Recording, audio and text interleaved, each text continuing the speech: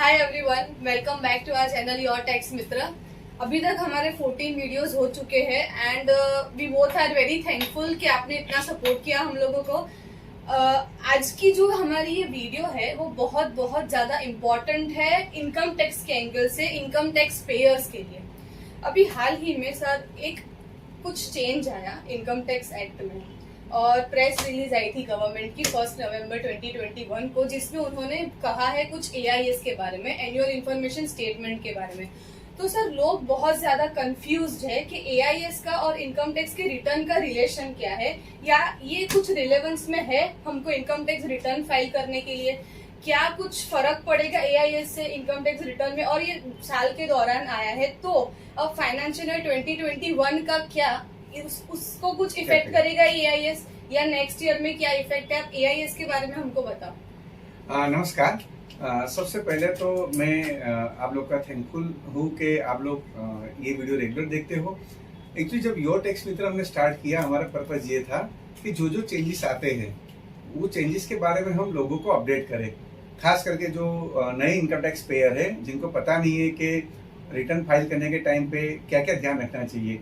तो अभी तक हमने यही ट्राई किया है कि हम हमारे जितने भी व्यूअर है उनको हम अपडेट इन्फॉर्मेशन देते रहे।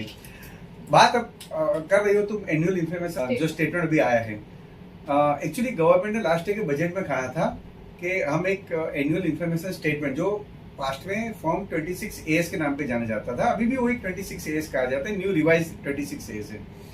इसकी इफेक्ट बहुत बड़ी आने वाली है और इसकी इफेक्ट जो है वो लोगों को अपनी इनकम, अपने ट्रांजैक्शन जो भी फाइनेंशियल ट्रांजैक्शन कर रहे हैं उसको कंपल्सरी डिक्लेयर करना पड़े, ऐसी सिचुएशन गवर्नमेंट क्रिएट कर रही है। तो अगर आपके रिटर्न ऑलरेडी फाइल कर चुके हैं आप और आपने अगर ये इन्फॉर्मेशन डिक्लेयर नहीं की है या आप रिटर्न फाइल करने जा रहे हो और आपने इन्फॉर्मेशन को आपको ध्यान में रख के रिटर्न फाइल करना पड़ेगा। तो आज का हमारा जो ये एपिसोड है वो उसके लिए है कि जिन्होंने रिटर्न फाइल कर चुके हैं और जो अभी करना बाकी है, तो उनको पता चले कि अगर ये इन्फॉर्मेशन हम गवर्नमेंट को नहीं देंगे तो इसकी वजह से हमारे पे क्या क्या नेगेटिव इफेक्ट आ सकते हैं। तो सो एवरीवन, अगर आपका इनकम टैक्स रिटर्न फाइल हो चुका है तो भी आप जरूर ये वीडियो देखें, और अगर आपका इनकम टैक्स रिटर्न फाइल करना बाकी है तो भी आप ये वीडियो जरूर देखें। लेकिन सर सबसे पहले हम थोड़ा इनकम टैक्स के रिटर्न का बेसिक्स बात कर लेते हैं, क्योंकि बहुत अभी यूथ जो है, जैसे मेरे फ्रेंड्स भी है, वो अलग अलग फील्ड्स में है, लेकिन वो लोग अवेयर नहीं है कि इनकम टैक्स रिटर्न एक्चुअल में क्या होता है, कैसे फाइल करना होता है, कब फाइल करना होता है। तो बेसिक हम थोड़ा उनको आइडिया देते हैं पहले कि इनकम टैक्स रिटर्न क्या है। नहीं, तुम्हारी बात सही है।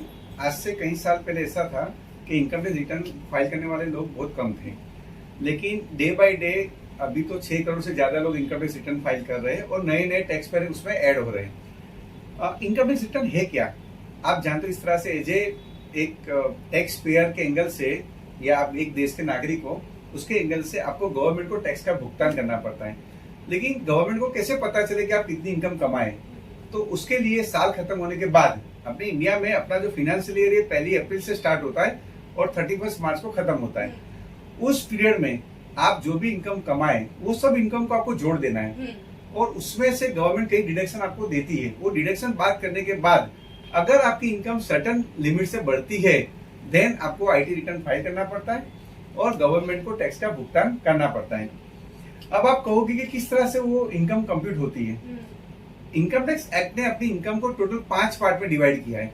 अगर आप जॉब करते हो तो सैलरी होगी, अगर आपने प्रॉपर्टी लेट आउट किया है तो आपकी रेंट की इनकम होगी, अगर आप बिजनेस और प्रोफेशन करते हो तो इनकम फ्रॉम बिजनेस और प्रोफेशन होगा आपका, अगर आपने कोई प्रॉपर्टी सेल आउट की या शेयर्स बेचे तो आपको कैपिटल गेन होगा, और एक लास्ट हेड है जिसमें सब इनकम आ जाती है, इंटरेस्ट, डिविडेंड, उसको इनकम फ्रॉम अदर सोर्सेज कहते हैं। ये पांचों इनकम को आपको जोड़ देनी है। अगर वो इनकम जोड़ने के बाद अगर वो अमाउंट 2.5 लाख से ज्यादा होती है फॉर रेगुलर टैक्स पेयर, और सीनियर सिटीजन के लिए ये लिमिट 3 लाख की है, और सुपर सीनियर सिटीजन जिनके 80 साल खत्म हो चुके हैं उनके लिए 5 लाख की लिमिट है। अगर वो लिमिट बढ़ती है तो आपको income tax return compulsory file करना पड़ता है। कुछ केसेस ऐसे भी जिसमें लिमिट अगर नहीं बढ़ती फिर भी मुझे इनकम टैक्स रिटर्न फाइल करना है, ऐसा है कुछ? हाँ, एक्चुअली अपने देश में ऐसा है कि अगर आप इंडिविजुअल हो तो ये लिमिट आपको देखनी है, लेकिन अगर भागीदारी पेडी है आपकी, अगर आपकी कंपनी है, LLP है, तो कंपलसरी आपको रिटर्न फाइल करना है। आपको प्रॉफिट हुआ या लॉस हुआ आपको देखना नहीं है। और गवर्नमेंट क्या कर रही है, टैक्स बेस बढ़ाना चाहती है, ज्यादा से ज्यादा टैक्स पेयर को इन्वॉल्व करना चाहती है। तो गवर्नमेंट ने अब क्या किया है कि भले आपकी इनकम नहीं है, आप बता रहे हो कि मेरी इनकम इतनी नहीं है कि मुझे इनकम टैक्स रिटर्न फाइल करना पड़े, तो गवर्नमेंट ने थोड़ा क्राइटेरिया दिया है। अगर वो क्राइटेरिया में भी आप फॉलो होते हो, भले आपको लॉस होता है लेकिन आपको रिटर्न फाइल करना पड़ेगा। जैसे आपने करंट अकाउंट 1 से ज्यादा है और उसमें आपने 1 करोड़ से ज्यादा कैश डिपॉजिट करा है, डिपॉजिट करा है, तो भी आपको रिटर्न फाइल करना पड़ेगा। अगर लाइट बिल है, अगर वो तुम्हारे 1 लाख रुपए से ज्यादा आता है तो भी कंपलसरी आपको रिटर्न फाइल करना पड़ेगा। इनकम नहीं, वो आपको इनकम देखनी नहीं है। तो इस तरह से गवर्नमेंट ने क्राइटेरिया डिसाइड किया है। वो क्राइटेरिया में अगर आप फॉलो होते हो तो कंपलसरी आपको आईटी रिटर्न फाइल करना पड़ेगा। तो सर ड्यू डेट्स जो होती है इनकम टैक्स रिटर्न की, कितने लोग जब ड्यू डेट चली जाती है फिर बोलते हैं हमको रिटर्न फाइल करना है, रिटर्न फाइल करना है। हाँ। तो ड्यू डेट किसी को पता ही नहीं। अगर फाइनेंशियल ईयर 2021 का आईटीआर अभी किसी को करना है तो उसको कब तक करना है? नॉर्मली क्या होता है कि आपका साल खत्म होता है 31 मार्च को, आपको गवर्नमेंट 4 महीने देती है। 31 जुलाई तक आपको आपका रिटर्न फाइल कर देना पड़ता है। वो किसके लिए? जो रेगुलर टैक्स पेयर है, जिनके बुक्स ऑफ अकाउंट ऑडिट नहीं होते हैं। लेकिन जिनके बुक्स ऑफ अकाउंट ऑडिट होते हैं उनकी ये डेट है ना एक्सटेंड करके 31 अक्टूबर तक होता है। लेकिन आप जानते हो इस तरह से इस बार गवर्नमेंट नया इनकम टैक्स पोर्टल लाई है और कोविड की सिचुएशन से भी बहुत सारी मुश्किलें आई है, तो गवर्नमेंट ये डेट एक्सटेंड कर दी है। तो अगर अभी तक आपने रिटर्न फाइल नहीं किया है तो आप रिटर्न अभी भी फाइल कर सकते हो।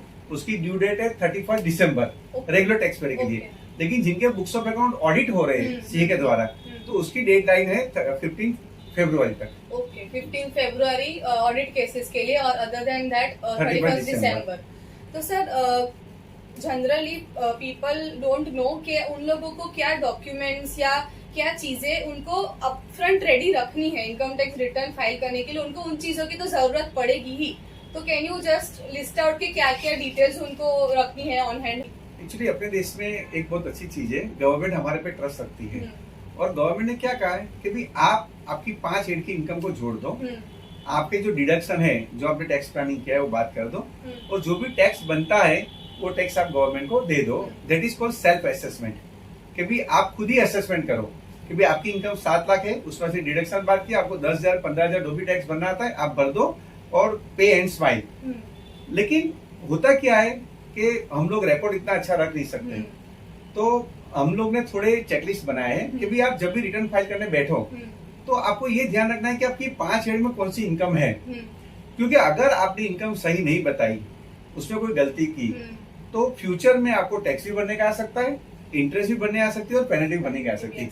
तो हम हमारे व्यूअर को एडवाइस करेंगे कि आप जब भी आपके कंसल्टेंट के पास जाओ या आपके चार्टर्ड अकाउंटेंट के पास जाओ या खुद रिटर्न फाइल करते हो, तो कई डॉक्यूमेंट आपको हैंडी रखने हैं ड्यूरिंग द ईयर। जैसे मान लेते हैं कि आपके कोई फ्रेंड है, वो जॉब करते हैं, उनकी सैलरी है, तो वो फॉर्म 16 वो लोग मेंटेन रखते हैं, बराबर फॉर्म 16 रखें, अपनी बैंक की पासबुक रखे हो, उन्होंने जो जो डिडक्शन लिए वो डिडक्शन रखें। अगर उन्होंने हाउसिंग लोन पे मकान लिया है तो उस पे जो लोन पे जो इंटरेस्ट पे किया है या रीपेमेंट किया है उसकी डिटेल रखें। अगर वो मकान भाड़े दे रहे या दुकान भाड़े पे दे रहे तो वो भाड़े की जो इनकम मिलती है उसकी डिटेल रखे। वो म्यूनिसिपल टैक्स अगर पे किया, रेंट एग्रीमेंट या म्यूनिसिपल टैक्स अगर पे किया है तो उसकी पहुंच रखे। अगर आप बिजनेस करते हो और आप बुक्स ऑफ अकाउंट मेंटेन करते हो तो आपका profit and loss account balance sheet होगा। अगर आप डॉक्टर हो, वकील हो या कोई आर्किटेक्ट हो तो भी आप आपके बुक्स ऑफ अकाउंट मेंटेन करते होगे। अगर नहीं करते हो तो आपको जो इनकम मिलती है, रिसीट मिलती है, उसका भी रिकॉर्ड आप रखो। अगर ऐसा हो सकता है कि ड्यूरिंग द ईयर आपने शेयर्स बेचे हैं, म्यूचुअल फंड बेचे हैं आपने, या आपने कोई प्रॉपर्टी बेची है, तो उसमें से आपको नफा जो होता है उस पर गवर्नमेंट को टैक्स देना पड़ता है। तो आपके उसके डॉक्यूमेंट आप आपके कंसर्न के पास लेके जाओ। आपको इंटरेस्ट मिलता है, डिविडेंड मिलता है, या ऐसी कोई भी इनकम गिफ्ट किसी से मिली है, आप ये सब डॉक्यूमेंट की एक फाइल बनाओ ईयर वाइज। जैसे अभी 22 की फाइल अलग हो, और वो फाइल लेके आप बैठो रिटर्न फाइल करने के लिए, या आपके चार्टर्ड अकाउंटेंट के पास ये चीजें लेके जाओ। Fair enough. तो सर हम जानते हैं अभी तक कि 26AS फॉर्म एक है, एग्जिस्टेंस में है, जिसमें अगर किसी ने मेरा TDS डिडक्ट किया है, TCS मुझसे कलेक्ट किया है टैक्स, और मैंने अगर मेरे को रिफंड मिला है इनकम टैक्स डिपार्टमेंट में से, या तो मैंने कोई सेल्फ असेसमेंट टैक्स पे किया है, तो सारी डिटेल्स अंदर आ जाती है फॉर्म 26 में से। हम उसको चेक कर सकते हैं कि हाँ इतना टैक्स मेरा डिडक्ट हुआ है। तो अब फॉर्म 26AS हमको देखना है या AIS हमको देखना है? क्योंकि लोग AIS में और 26AS में कंफ्यूज हो चुके हैं। अब AIS क्या है मेन, तो आप वो हमको बताओ मेन पॉइंट। हाँ, आज का जो एपिसोड है इस पे ही बेस्ड है। अब होता क्या है कि अपने देश में देखा गया है कि लोग अपनी सही इनकम डिक्लेयर नहीं करते, या कई बार ऐसा भी होता है कि सही इनकम डिक्लेयर करना चाहते हैं लेकिन उनके पास रिकॉर्ड नहीं होते। गवर्नमेंट क्या करती है, थर्ड पार्टी से आपकी फाइनेंशियल ट्रांजेक्शन लेती है। It's just like big boss. जैसे बिग बॉस की नजर हमारे पे रहती है, इस तरह से गवर्नमेंट ने प्रोजेक्ट इनसाइट स्टार्ट किया है। अब जो फाइनेंशियल ट्रांजेक्शन कर रहे हो वो फाइनेंशियल ट्रांजेक्शन गवर्नमेंट के पास आते ही है। आप ऐसा मानते हो कि भाई हम ये ट्रांजेक्शन कर रहे हैं, किसी को पता चलेगा। तो जैसे आप कई जगह जॉब करते हो और आपका टैक्स कटता है तो उसको टीडीएस कहा जाता है, या आपका टैक्स कलेक्ट होता है। अगर आपने बैंक में एफडी किया तो उसके इंटरेस्ट पे भी टीडीएस कटता है। आपने शेयर्स में इन्वेस्टमेंट किया तो उसका डिविडेंड पे भी आपको टीडीएस कटता है। ये इन्फॉर्मेशन गवर्नमेंट अभी तक अपने को रेडीमेड फॉर्म 26A में मिलती थी। अब लेकिन उसमें हो क्या रहा था, बहुत सारी चीजें ऐसी थी जो छूट रही थी अभी भी। तो गवर्नमेंट एक नए फॉर्म के साथ आई है जिसको बोलते हैं annual information statement, short form में अगर कहे तो हम AIS। अब AIS कहां से आया, तो लास्ट ईयर के बजट में गवर्नमेंट ने बोला था कि हम ऐसा चाहते हैं कि भी लोग अपनी सही इनकम डिक्लेयर करें और सही टैक्स भरे। हो क्या रहा है, एक बंदा जो ऑनेस्ट है और वो अच्छे पूरा टैक्स भराए, और एक बंदा जो है जो ये रिकॉर्ड कीपिंग नहीं रखता या फिर वो ट्रांजेक्शन शो नहीं करता, वो टैक्स कम भरा है। तो एक डिस्पैरिटी आती है। अब लोगों को एक कॉन्फिडेंस आए कि नहीं हम जो कर रहे हैं उस पर गवर्नमेंट को पता है और हमें डिक्लेयर करना पड़ेगा। ये पर्पज से गवर्नमेंट AIS फॉर्म लेकर आई है, एनुअल इंफॉर्मेशन स्टेटमेंट। रिसेंटली 1 नवंबर को ये प्रेस रिलीज हुआ है, और प्रेस रिलीज में गवर्नमेंट ने बताया कि भी इनकम टैक्स के पोर्टल पे आप लॉगिन करोगे और लॉगिन करने के बाद सर्विसेज में आप जाओगे तो आपको AIS दिखेगा, और वो AIS में पासवर्ड आप डालोगे, पासवर्ड 5 नंबर और आपकी बर्थ डेट है। वो डालने के बाद आपको पता चलेगा कि भाई आपने कौन से ट्रांजेक्शन साल में किए हैं, और रिटर्न फाइल करने के टाइम पे वो इन्फॉर्मेशन आपको इंक्लूड करनी है। अब प्रॉब्लम ये आ रहा है कि आज जो डेट है उसके पहले कई लोगों ने रिटर्न फाइल कर चुके हैं, कई लोग अभी रिटर्न फाइल करना बाकी है। अब वो लोग क्वेश्चन कर रहे हैं कि सर हमने तो रिटर्न फाइल कर दिया विदाउट कंसीडरिंग AIS, तो अब हमें क्या करना है। तो हम खास ये कहना चाहते हैं कि जिन्होंने भी अपने रिटर्न फाइल कर चुके हैं वो लोग लॉगिन करके चेक करें कि भी उनके एनुअल इंफॉर्मेशन स्टेटमेंट में कौन सी डिटेल आई हुई है, और वो डिटेल उन्होंने इनकम टैक्स रिटर्न में दिखाई या नहीं दिखाई है। अगर आप AIS नहीं देखोगे और उसमें आपकी ऐसी कोई इनकम होगी जो इनकम आपने डिक्लेयर नहीं की है, तो डेफिनेटली आपको फ्यूचर में इंटरेस्ट, टैक्स और पेनल्टी तीनों भरना पड़ेगा। तो एडवाइजेबल ये है कि आप आपका AIS डाउनलोड करो और आपके IT रिटर्न के साथ उसको कंपेयर करो। तो सर अगर AIS में सर्टेन इन्फॉर्मेशन है जो मेरे इनकम टैक्स रिटर्न में मैंने नहीं दिखाई और इनकम टैक्स रिटर्न फाइल कर दिया है मैंने, तो क्या है रेमेडी? हाँ, मैंने कहा ना आपको 26AS और AIS में डिफरेंस क्या है मैं आपको बताऊं। AIS लार्जर देन, उसका स्कोप बहुत वाइड है। 26AS में लिमिटेड इन्फॉर्मेशन आती थी, जैसे TDS है, TCS है, आपका सेल्फ असेसमेंट टैक्स है, या आपका एडवांस टैक्स है, बहुत ही लिमिटेड इन्फॉर्मेशन थी। इसका स्कोप बहुत वाइड है। ऐसा कहा जाता है कि ऑलमोस्ट 50 इन्फॉर्मेशन आपकी ऐसी है कि जो आप AIS से जान सकते हो, और ये डिटेल इन्फॉर्मेशन है, और उसकी समरी उन्होंने TIS पे दे दी है, जिसको बोला जाता है टैक्स पेयर इन्फॉर्मेशन समरी, जिसमें आपको पता चलेगा कि आपका इंटरेस्ट इनकम। अब जैसे सेविंग बैंक का इंटरेस्ट लोग दिखाते ही नहीं है, तो सेविंग बैंक आपकी कई बैंकों में अकाउंट है, उसका इंटरेस्ट उसमें आ जाएगा। जैसे डिविडेंड है, कई बार TDS कटता नहीं तो आप दिखाते नहीं हो, लेकिन डिविडेंड इनकम उसमें आ जाएगी। अगर आपने इक्विटी शेयर्स बाय किए हैं, सेल किया है, उसमें इंफॉर्मेशन नहीं थी लेकिन इसमें है। म्यूचुअल फंड भी आपने बाय किए हैं, सेल। शेयर मार्केट के ट्रांजैक्शंस लोग कर रहे हैं, जनरली वो दिखाते नहीं है इनकम टैक्स रिटर्न में कि उनका कैपिटल गेन्स हुआ है, तो वो सब भी AIS में दिख जाएगा ऐसा। और AIS में ये इन्फॉर्मेशन तो दिखेगी, और वो देखने के बाद, डाउनलोड करने के बाद आपको ऐसा लग रहा है कि ये इन्फॉर्मेशन सही नहीं है, तो AIS में बहुत ही अच्छी फैसिलिटी है कि आप फीडबैक दे सकते हो। अच्छा। आप वो इन्फॉर्मेशन को रेक्टिफाई कर सकते हो, तो आप उसकी जो वैल्यू है वैल्यू चेंज कर सकते हो। जैसे रिपोर्टेड वैल्यू है, प्रोसेस वैल्यू है, डिराइव्ड वैल्यू है, तो आप ऑनलाइन फीडबैक दोगे कि नहीं ये इन्फॉर्मेशन मेरी नहीं है या करेक्ट नहीं है, तो वो इन्फॉर्मेशन गवर्नमेंट ओरिजिनल सोर्स से मैच करेगी और रेक्टिफाई भी करेगी, तो मॉडिफाई कर सकते हैं। लेकिन एज ए जागरूक टैक्स पेयर आपको डाउनलोड करके चेक करना है कि कहीं, क्योंकि उसमें डुप्लीकेशन भी हो रहा है, तो आपको डी डुप्लीकेशन भी करवाना है। कई बार एक ही इन्फॉर्मेशन 2 जगह आएगी, तो इसीलिए आपको हम हर एक टैक्स पेयर को एक रिक्वेस्ट करते हैं कि अगर आपने रिटर्न फाइल कर दिया हो तो भी आप AIS डाउनलोड करो, अगर रिटर्न फाइल करना बाकी है तो भी एआईएस डाउनलोड करो और उसमें दी गई जो भी इंफॉर्मेशन है वो आपके रिटर्न के साथ कंपेयर करो to avoid future hardship. Okay, इसमें सर और कौन से ट्रांजैक्शंस रिफ्लेक्ट हो सकते हैं मेजर, जिससे इफेक्ट होगा? मेरा तो ऐसा मानना है कि वो दिन दूर नहीं है कि आपके हर एक फाइनेंशियल ट्रांजैक्शन एआईएस में रिफ्लेक्ट हो गए। लेकिन अभी देखा जाए तो मैंने आपको बताया इंटरेस्ट है, डिविडेंड है, equity sales purchase, property purchase sales है, वो सब तो आ रहे हैं, लेकिन साथ में कई जगह आप पान देते नहीं हो या आपके आधार नंबर ही दिए जाते हैं। जैसे आपने व्हीकल परचेस और सेल किया, आपने और कोई प्रॉपर्टी ली है, आपको रेंट मिल रहा है या आप बिजनेस रिसीट आपको मिल रही है, तो ऐसे ऑलमोस्ट 50 ट्रांजेक्शन है जो ट्रांजेक्शन आपको डिटेल में जो नेक्स्ट वीडियो जो हमारा है जिसमें हम प्रैक्टिकली दिखाएंगे कि किस तरह से, हाँ उसमें हम आपको बताएंगे। लेकिन आप जहां जहां भी फाइनेंशियल ट्रांजेक्शन करते हो, आपका पान नंबर देते हो नहीं देते हो या आधार नंबर आप देते हो नहीं देते हो, वो सब इंफॉर्मेशन वो कवर होगी। और आपको ये जान के भी सरप्राइज होगा कि इन फ्यूचर ये बेस बन रहा है प्री फिल रिटर्न, यानी आपका रिटर्न खुद बन के आ जाएगा। आपको चेक करना है। अभी तक ऐसा था कि हम गवर्नमेंट को जो इन्फॉर्मेशन दे उसके बेस पे गवर्नमेंट असेसमेंट करती थी। अब गवर्नमेंट कहेगी कि भाई इतने डेटा तो हमारे पास है, और बताओ तुम्हारे पास और क्या है।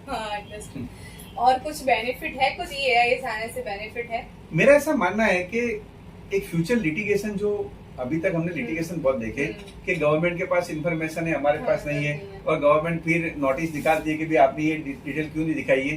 तो this is a right step towards transparency. अगर आपको चैन की नींद से सोना है, शांति से आपको बिजनेस करना है या आपका जो भी आप करते हो वो करना है, तो मेरे हिसाब से एआईएस बहुत ही बढ़िया है आपके लिए।